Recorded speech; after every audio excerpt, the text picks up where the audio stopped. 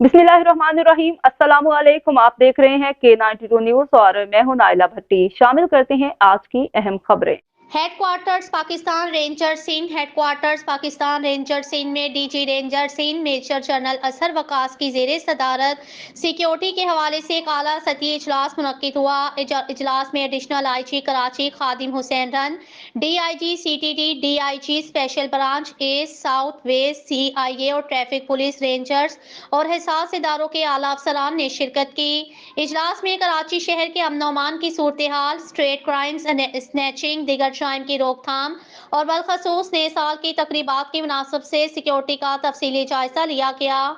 इजलास में कराची में मौजूदा अमन अमान की सूरत हाल और लॉ इन्फोर्समेंट एजेंसीज की जानिब से आती क्राइम पेश अफराद के खिलाफ रेंजर्स और पुलिस के मुश्तरका ऑपरेशन तेज करने और शहर के दाखिली खारजी रास्तों पर चेकिंग के अमल को मजीद सख्त बनाने की हदायत जारी की गई।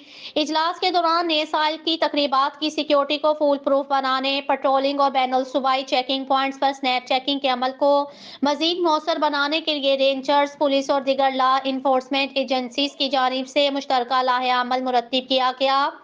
इजलास में हुकूमत के जारी करदा अहकामात की रोशनी में साल नौ के मौका पर इस असलाह की नुमाइश, हवाई फायरिंग समेत मोटरसाइकिल पर डबल सवारी पर पाबंदी को यकीनी बनाने और कानून की खिलाफ वर्जी करने वाले अफराद के खिलाफ सख्त कार्रवाई करने का फैसला किया गया। अवाम से भी अपील है वो किसी भी शरपसंद अनासिर, मशकूक सरगर्मी, नाखुशगवार वाक़े की फौरी इत्तला तायनात रेंजर्स एहलकार रेंजर्स हेल्पलाइन 1101 पर रेंजर्स मददगार व्हाट्सएप नंबर 0347900111 पर कॉल या SMS के जरिए दें।